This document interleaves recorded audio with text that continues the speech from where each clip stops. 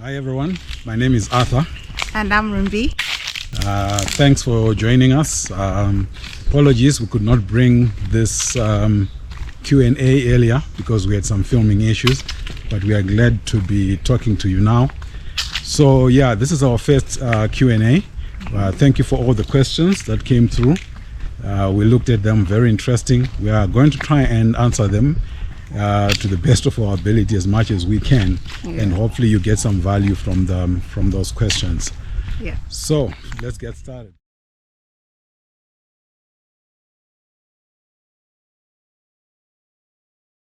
We are located in the Eastern Highlands of Zimbabwe, and yes, we have some neighbors. We on our videos it's not apparent that we have neighbors. This is because of the woods that we have all around us, as well as of course the lush green. But we do have a comfortable separation from our neighbors. But yes, we live within a community of other people. Mm-hmm. Next question is, how did you come up with the name Outback, and does it have anything to do with the Australian Outback? So for us, in short, Outback just means out in the back of the city life, being in a remote place. So it doesn't have anything to do with the Australian Outback, but we were just defining it as being out in a remote place. And it so happens that we're also right at the border with Mozambique. So that's what Outback means for us.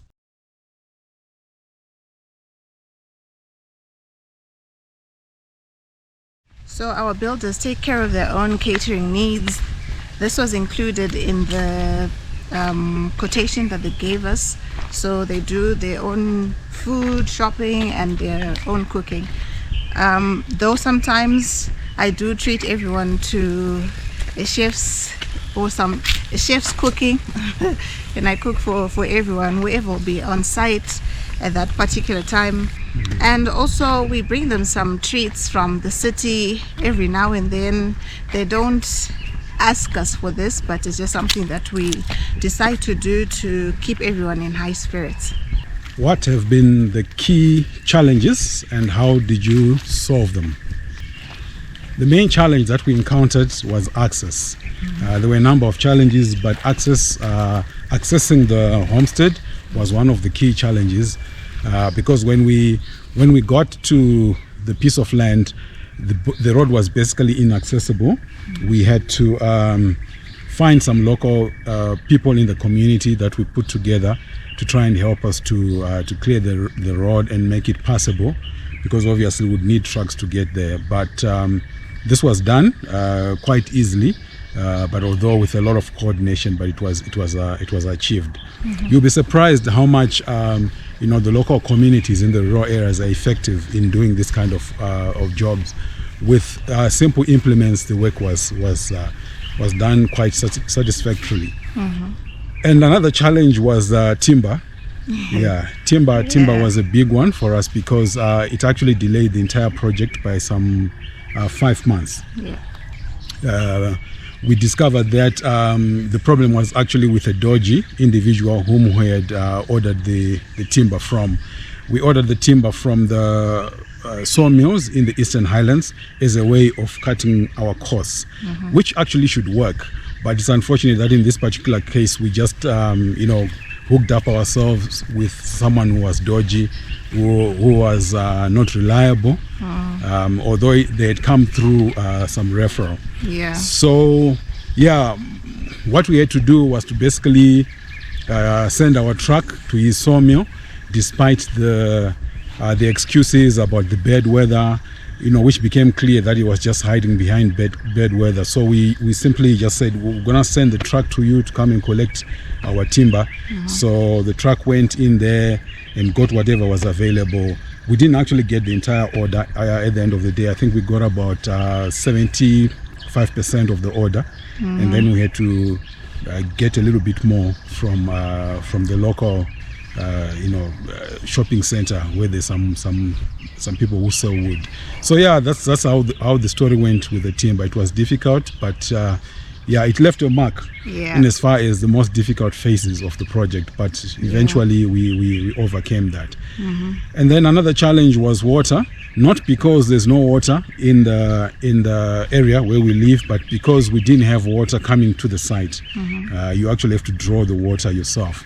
So we had to rely as a solution on our neighbours, who graciously gave us water certain days of the week, because they also use the water for their plantations. So we would get water maybe two days a week, and then the rest of the week the water will be back with the owners, as it were, watering their plantations. But it eventually worked out, but it was difficult because it was not always as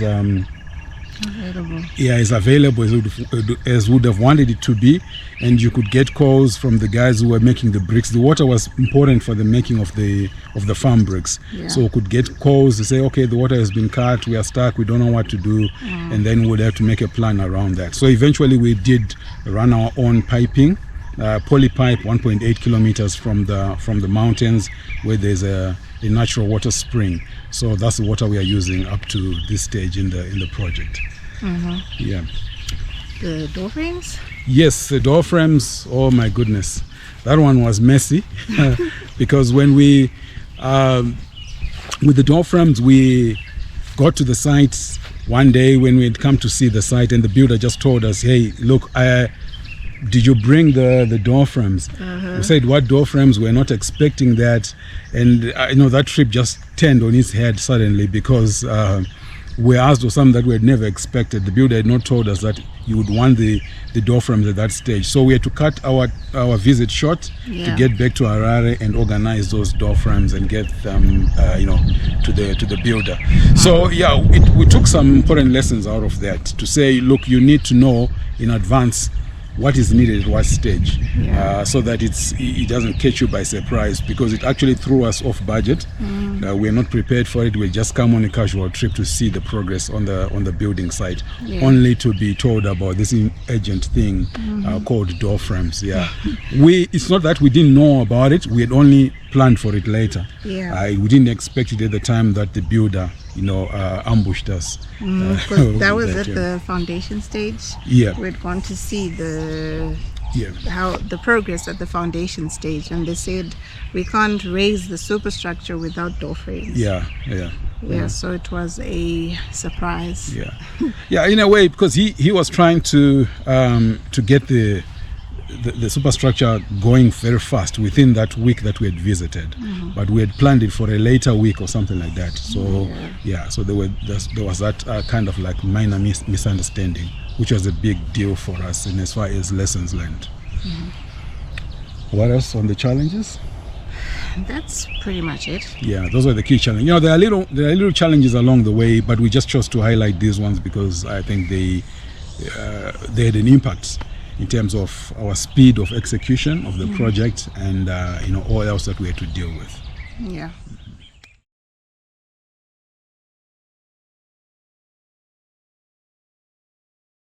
So our house sits on 250 square meters.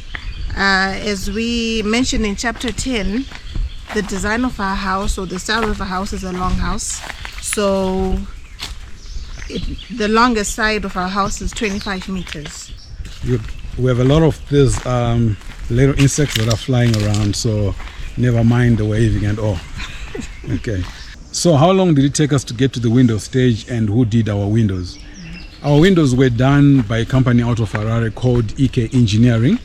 It took us about a year to get to the stage of doing the windows, mostly because of the delays in between, the stoppages as a result of the weather itself, the timber delays, and all the other things in between. Builder availability, that's right. And we could have obviously gotten there earlier, but because of all these things, we lost about 7 months.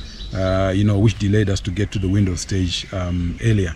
So we had a very professional relationship with this company. We really enjoyed working with them, great patience from them with all these delays in between. So we are happy to recommend them. If you want to try them out, we'll put the details will be in the description below.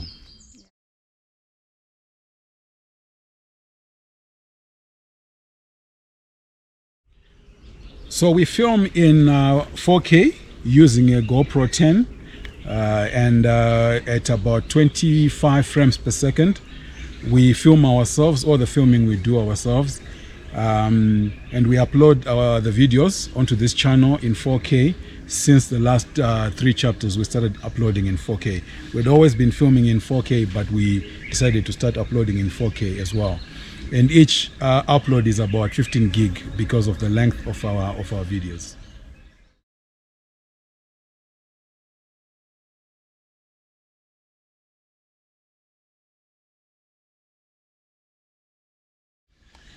So our current visits are really to monitor the progress of the project, to make sure that everything is going according to what we've agreed upon with the contractors. It's much easier now to have a longer stay because of the stage where we are, with the roof over our heads and the windows. So we can pretty much say the house is livable. Of course, there are a few things that are still left, but yeah, it's much easier now to monitor the progress. So really, the homestead is our getaway place.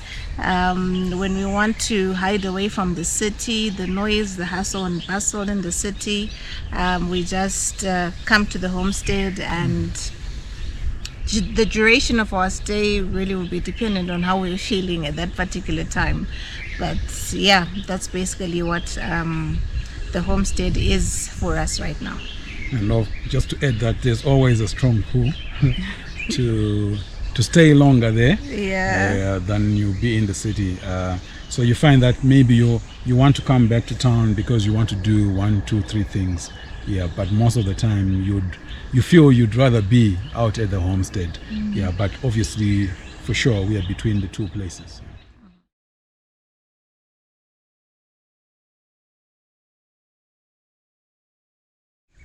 Okay, this is a $1 million question, if you want to attach a figure to it.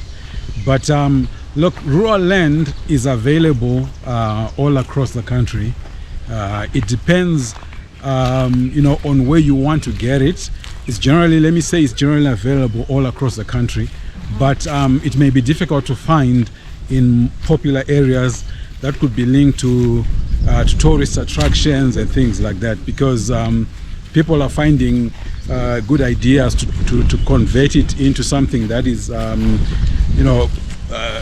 attractive, such as for rural tourism and things like that. But what you need to do, what we recommend, is that you just become familiar with 3 important pieces of legislation or of law in Zim, which are the Communal Land Act, the Traditional Leaders Act, the Rural District Councils Act, as well as the Constitution of Zimbabwe itself. So all these documents clearly outline how rural land works in Zim, which is communal land or ancestral land. But yes, you can get it if you are looking for some. The only thing is that you have to be careful about all these sabuku deals, because most of it is it's not above board. It's criminal actually, because people are being defrauded. They are losing money. Next question: are you going to be keeping any livestock? So the short and long of it is yes. We do appreciate and understand that the rough road to building a self-sufficient homestead is a long one, and it will take time. And so we are in no rush, as it were. We are probably going to start with off layers for eggs, and some road runners for meat. And then we will build on the livestock as we go. But we thought chickens are low-hanging fruit, and so we can start with those. But definitely, we will have livestock. We will continue with the farming, as well as have a greenhouse so that you can have all different types of vegetables throughout the year, as well as having a fruit orchard. So yes, those are all things that are in the pipeline. Yeah. And you find that probably won't be able to, at this stage, to pinpoint exactly, for example, what will grow apart from the regular things such as your tomatoes, your vegetables, your cabbages, your collard greens, covo, wrap, and things like that. Yeah, it's because we've just taken an approach that we'll take our time to think through what we need to do. One of the actions we have taken, as you have seen, is that we have done the banana plantation. That's basically the only thing that we have actually begun to do. But there are other ideas, that are just spinning in our heads. We have a few fruit trees for the orchard, but that can be expanded as well. But we just want to get to a point where we think better and clearer after this building project is some ways in. When the house is livable and things like that, then we'll start to turn our minds or our thinking more and more to how else we can utilize the land. Yeah.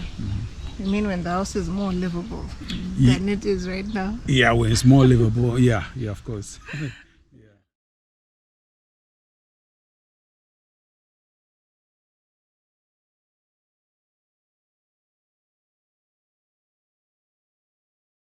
We are going to be off-grid. From the beginning, the plan was to be 100% off-grid. Yeah. So we have all these ideas of having a complete solar system, and we've been researching on it, and we have what we need to know about that.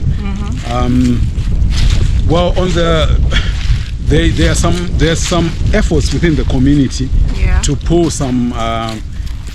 pull the grid to the homesteads, to the different homesteads. So that is ongoing. If it succeeds, then we'll just be part of it as a backup. But our primary source of energy will be the solar system that we plan to implement.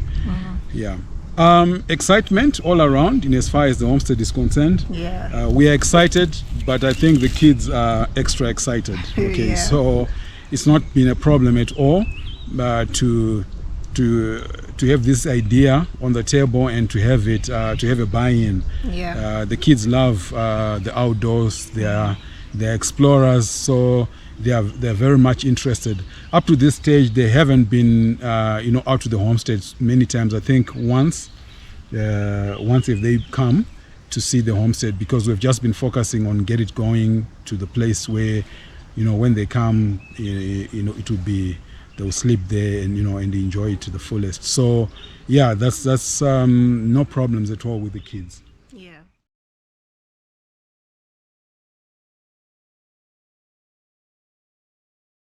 So here in Zim, we found that it's much easier and better to do your savings in the form of building materials. So that commits you to the project. We're talking about buying certain things that you're going to be using for your building project. So for instance, you can buy your bathroom wear, which are your toilets, if you find a toilet that you like or a tub that you like, faucets, you can buy those and have a storeroom where you're just keeping everything. Some tiles that you like, you buy those as well, store them. So your savings is in the form of materials and not necessarily cash. You can still have your cash because you're going to need it for things that do expire, such as your powders, cement, skimming powders, and all of that.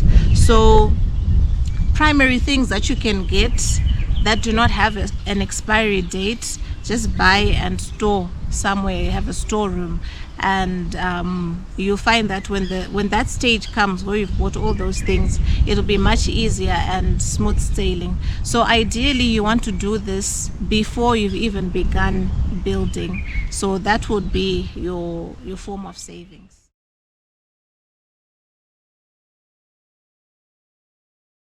So we have some water that is running, as mentioned earlier, through a poly pipe from the fountain up in the mountain from the spring to the homestead. So most of the time the water is in use because of our sizable banana plantation. So at any one point or the other, it's on this side of the field or on the other side of the field. So that makes it always in demand. However, our plan is to expand on our storage such that we have enough storage to bring us to a place where we actually don't need to be always running the water. So once the storage is filled, then we can go up to the source of the water and just lift up the pipes out of the spring where they collect the water, some form of disconnection, if you like. So that's the plan. But at the moment, yes, we are continuously needing the water because things are still happening, that require water on a regular basis. Yeah. Why did you choose homesteading, and what are your future plans with the homestead? So there are a lot of reasons that led us to choose homesteading, but some of the anchor ones include freedom, peace. There is just an amazing sense of peace and serenity when you're out at the homestead. You would need to experience it yourself to understand what we are saying, but it's just totally mind-blowing, and you're just at ease. Which is the other thing, you just to have a slow but connected life. When you're at the homestead, everything is just kind of slow paced compared to being in the city where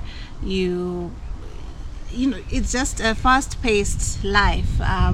Whether you want it or not, you just have to be at the top of your game when you're in the city to get things going. So connected in the sense that we will obviously have internet, we will have satellite TV if need be.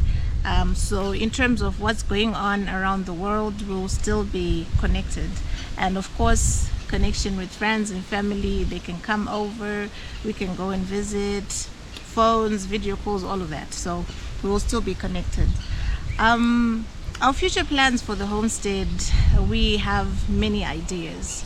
We have a lot of ideas, and we'll be sharing them with you as we go along on the journey. But for now, we'll leave it at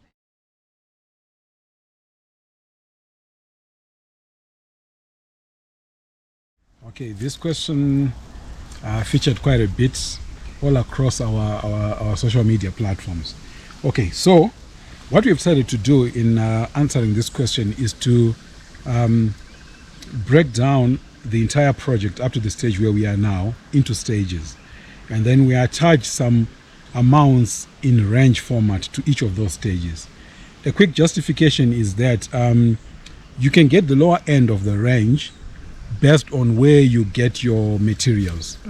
If you're going to get maybe cheap materials, obviously you'll be on the lower end. Those the cheap imports or locally made, the imitations and things like that. And then on the higher end, you're going to get maybe from a boutique. You buy imports that are more expensive, more durable, and things like that. So it's really about, it's a sliding range. Which comes to be based on where you source your materials. So that's really the justification of the ranges that we're going to give here. Yeah, and also for us on some of the material sourcing, because we're out in the rural areas, we could source the pit sand locally, the river sand locally, and as you saw also the 3/4 stones or the concrete that we got boulders, and then they were being crushed on site. So that also reduces your costs, or our costs in this case. So again, that's why we have that range. Okay, so another point to make here is that what we are finding when you're building, it doesn't, at the end of the day, it doesn't really matter. It matters to a certain extent, but you get the point here. It doesn't really matter where you are, whether you are out in the remote places, in the rural areas, or you are in the city. What matters is what standard are you looking for. Okay, when you're out there where we are, obviously you can get away with a lot of things. There are no inspectors that come to inspect your building to approve your next stage, as would happen under the local authorities in the cities or in the towns or in urban in general. So that gives us a bit of leeway.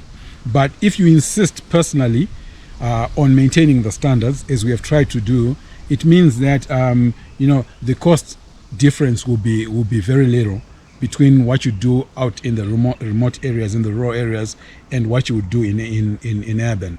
Save for the materials, as Rumbi has mentioned, that you would source locally, get the stones crushed on site, which is a premium in the city. So really, your taste, your standards at the end of the day will determine the cost of the project, especially after you go past a certain stage in the building process. So here we go.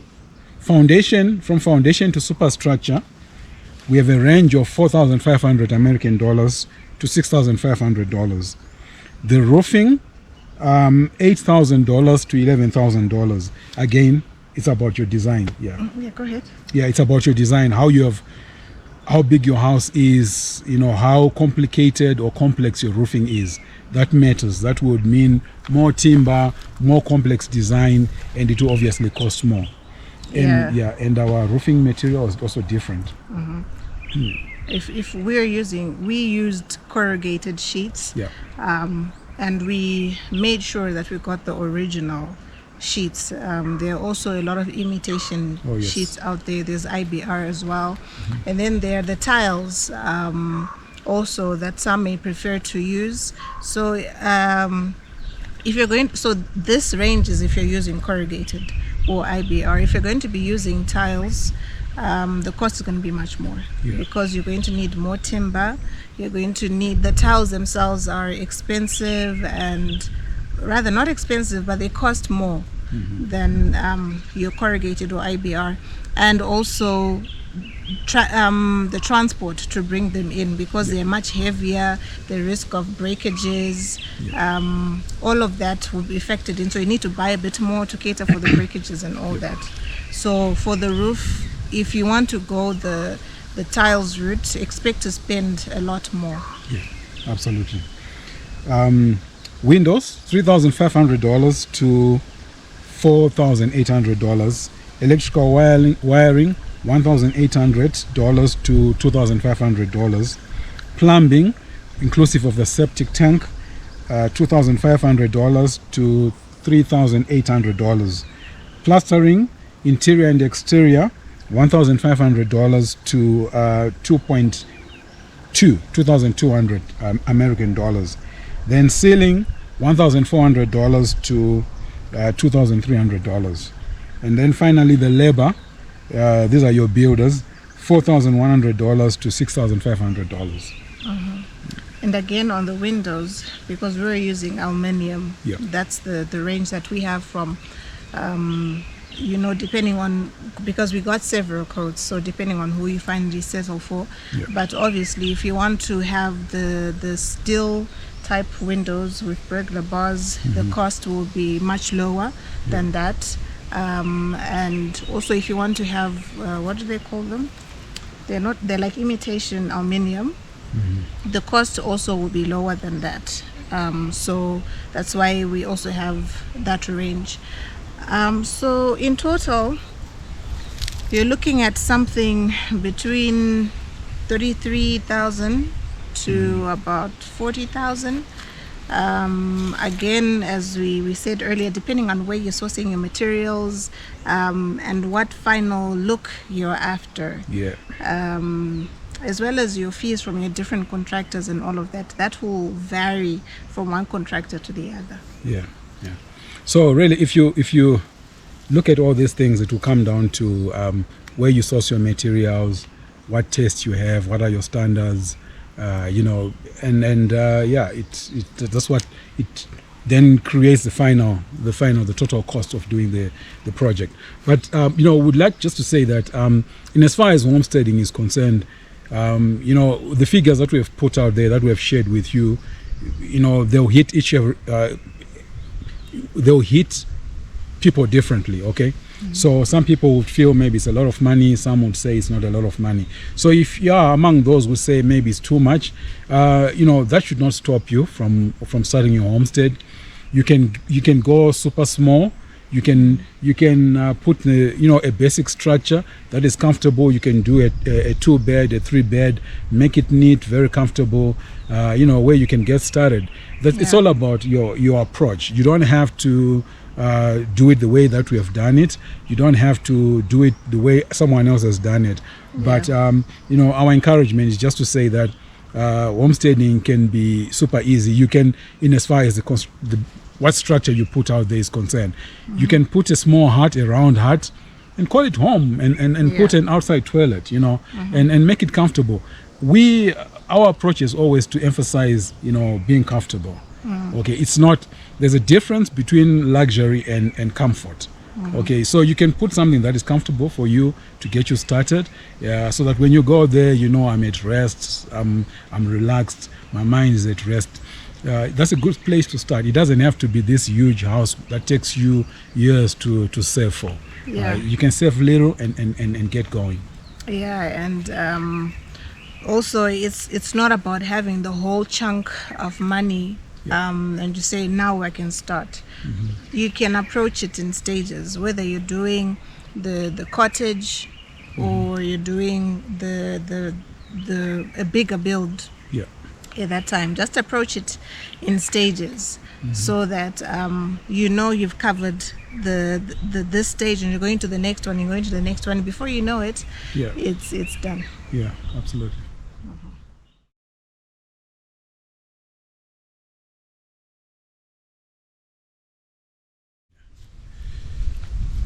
Okay, advice for anyone building from the diaspora. I think this is universal, whether you're building in rural or urban. If you're away, you just need a super reliable runner, dependable and loyal to you, to your goals, to your objectives. These individuals are not easy to come by, but they can be found. And one of the ways to make that part easier is to just agree on the compensation up front. Okay, and if you want to sign an agreement, it still can be the best way to do it. But find someone who's highly dependable, loyal, and between yourselves you are clear what the compensation is, and you deliver on it on time, and you require results from them. As much as possible, try and get involved in the procurement of materials. Unless you are buying from a very reliable source or hardware shop where you can send someone to say, okay, go and get this and that from that store. That runner, that individual must be there. If it's elsewhere, to actually see the product being bought, that it is genuine, that it is, if it's certified, it's certified, and not just say, okay, we're going to get paint, for example, or we're going to get towels. Towels are towels, No, not all towels are towels. Not all electrical cables are electrical cables. Some of them will just bring disaster upon your project down the road. So that's what I would say is advice for diaspora.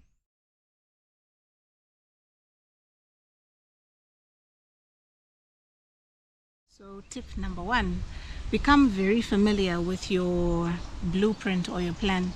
Of course, this is if you go the blueprint route and you have your house designed professionally by an architect. So ask them as many questions as you would want so that you know and understand exactly what's going on with your house.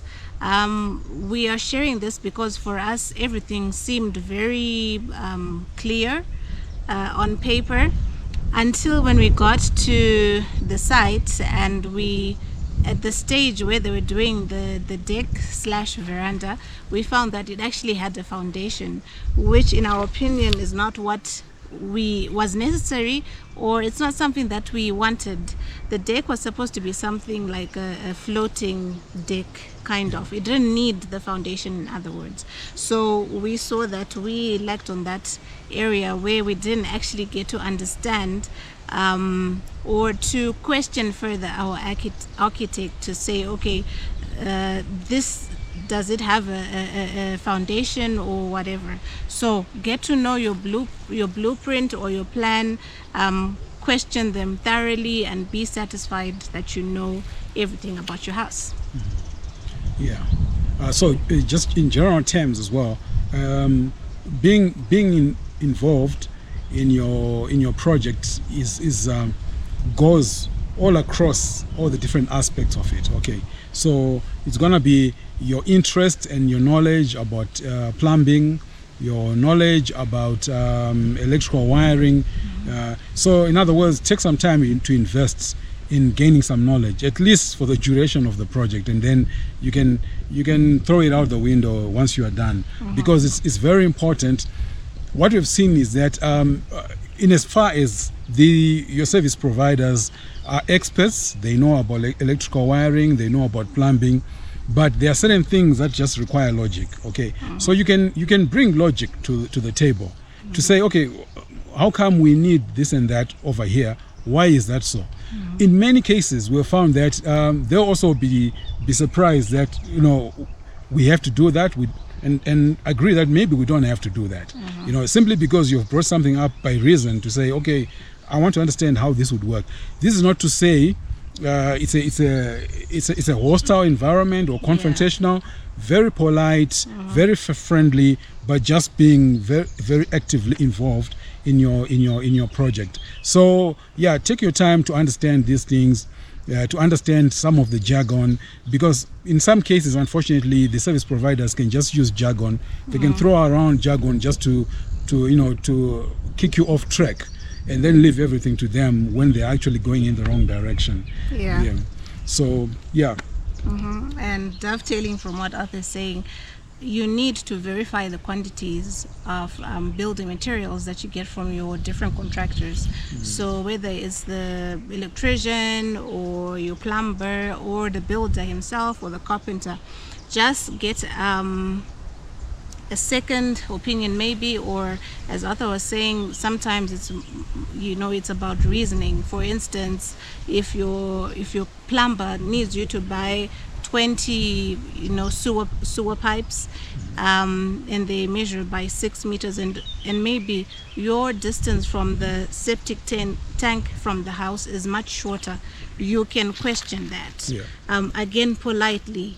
We're not confronting anybody in a hostile way, but yeah, verify the quantities so that you don't end up buying less than what is needed, or you buy much more than you need and you waste resources to something that you could have used towards the next stage of your project. And linked to that as well, just learn the calculations.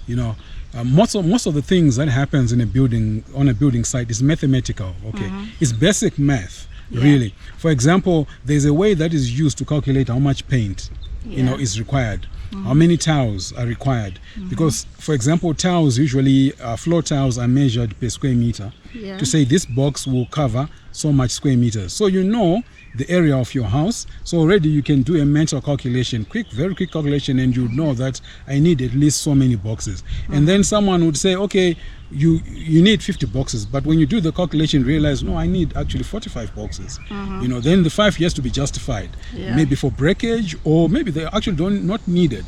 But most of the things you can calculate how much is required. The same with the roof. You know the area that the roof covers, and you know the materials and what sizes they are sold. So you can already calculate and say, okay, I need so many sheets, corrugated sheets or IBR or sheets, and then you know the figure. So that is very important, because it equips you so much. It gives you a very strong handle on your project as you interact with the service providers. Unfortunately, we are living in a society that sometimes people could take advantage of you based on your lack of knowledge. But you have to demonstrate that you know what you're doing and you're on top of the game. But of course, you stand to be corrected, because these are the experts. But you are corrected within reason of things that can be justifiably seen that, okay, this has to be this way, and you can easily agree with it. We actually calculated our own roof, what are they called, the ceiling sheets, the ceiling boards, right? The rhino boards. We calculated that quantity ourselves together with the rhino cornices, and the carpenter verified. Well, actually, he didn't verify when he gave us his number.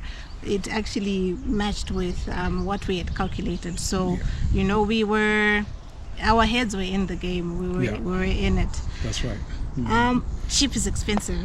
Oh, cheap is expensive, yeah. In every facet, in any way you can think of it, cheap is expensive. You may think that you found a good deal, whether it's the type of paint or the type of electrical wires that you got, or the builder, the contractor that you get. If the rates are or the price is too cheap, or it's much lower than what the average of what everybody else is charging, most likely there's something wrong with that service provider or that building material. So cheap is expensive. It may look like you've saved a lot at that particular time, but later on you can find that the paint is chipping off or peeling off, or there's cracks in the floor in your building, and you don't want any of that. You have to fork out more money to get that remedied. So just be wary of that. Yeah. Okay, so another tip is, again, this relates to the homestead. If you're approaching a homestead, I think it's important that from the onset, you prepare to spend some nights there. Yeah. So the way you do it is it's either you can put up a basic cabin, or you can bring a tent and just make yourself decently comfortable, so that you actually sleep with your mind there, thinking things through.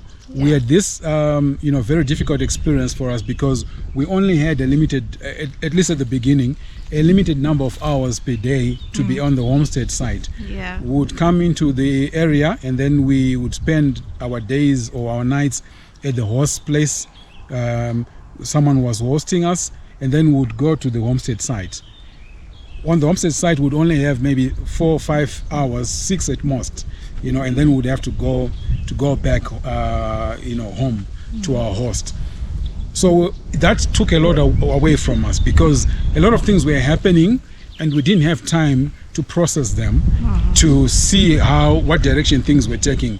Because when we got on the site, we had to deal with the builders, we had to deal with this and that, this one was doing this, and you are just drained and involved in it. By the time it all ends, you don't even know where you want to put the staff quarters. You don't know where you want to exactly put the fields, because you never had enough time to go through that. So we really think that it's important to plan to put up at your homestead site early, so that you can think through things in a clear manner.